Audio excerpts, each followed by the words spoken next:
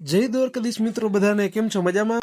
આજે હતી ધૂળેટીને અમે બંને ભાઈઓ સવારમાં ગાડી લઈને નીકળી ગયા ખંભાળીએ જવા માટે. થોડી જ વારમાં બે ભાઈઓ પહોંચી ગયા ખંભાળીયાની નજીક આવેલા ફર્નિચરના શોરૂમે. અમે એ હતા સોફા જોવા માટે ને આ ભાઈ તો સોફા પર બેસી ગયો. આને એમ કે સોફા લેવાનું ફાઇનલ જ છે.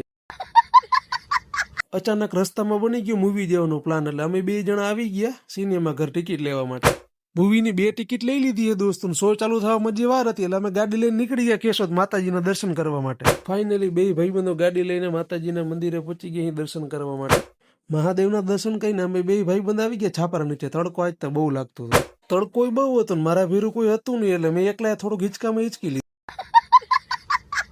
પછી અમે બે ભાઈબંધ પહોંચી ગયા ગાડી લઈને ખંભાળીએ. આજે તો પડવું એટલે આખું ખંભાળીએ બંધ હતું. કોઈ રસ્તામાં કોઈ માણસ કઈ દેખાતું જ નતું. શો ચાલુ થવામાં થોડી જ વાર હતી ને અમે બે ભાઈબંધ પાછા પહોંચી ગયા બપોટાના સિનેમા ઘરે દોસ્તો. અહીંયા એસી મસ્ત માથે ચાલુ હતી, બહુ ટાઢક મળતી હતી, મજા આવતી. અમે બે બેઠા હતા શાંતિથી, કોઈ નતું અમારા સિવાય. આની અમારી પાકેટ ઉખેરી, એની એમ કે પૈસા નખી દીધા. પૈસાની કાગળિયે જ બધા નીકળી પડ્યા.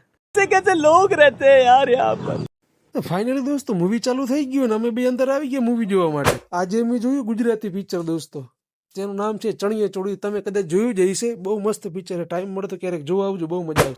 મૂવી પૂરું કરીને દોસ્તો નીકળી ગયા અમે બે ભાઈબંધ ગાડી લઈને ઘર તરફ. ચાલો મળીએ આપણે આવતા વ્લોગમાં દોસ્તો. હર હર મહાદેવ બધાને.